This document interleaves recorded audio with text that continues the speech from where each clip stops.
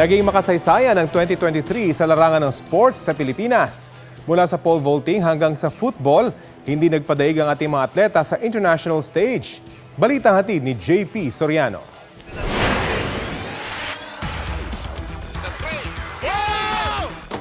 Nitong 2023, itinodo na ni EJ Obiena ang lundag at binasag ang record ng pole vault sa Pilipinas at Asia. Kaya ikalawa na siya sa ranggo ng mga pole vaulter sa daigdig.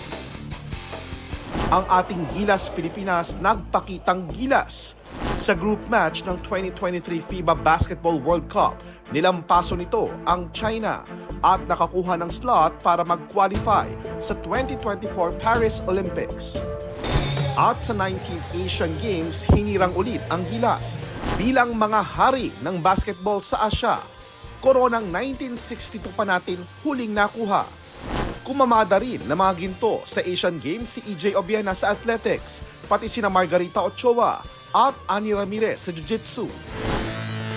Makasaysayan din ang 2023 para sa Philippine Women's Football Team na sa unang sabak nila sa FIFA Women's World Cup ay nakaisang goal.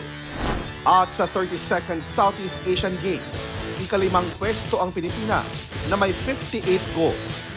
Pero nabahiran din ng isyu ang ilang atletang Pinoy. Si Obiena, inakusahan ng doping o paggamit ng performance-enhancing drugs.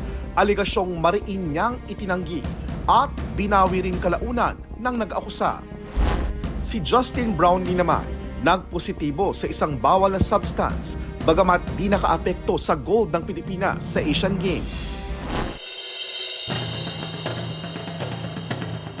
Bago naman matapos ang taon, sinubaybayan ang duelo ng Intramuros at Mendiola sa NCAA Season 99 Men's Basketball Finals.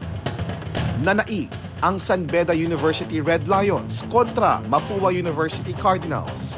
JP Soriano, nagbabalita para sa GMA Integrated News. Kapuso, alamin ang maiinit na balita. Bisitahin at mag-subscribe sa GMA Integrated News sa YouTube. Sa mga kapuso abroad, samahan niyo kami sa GMA Pinoy TV at sa www.gmanews.tv.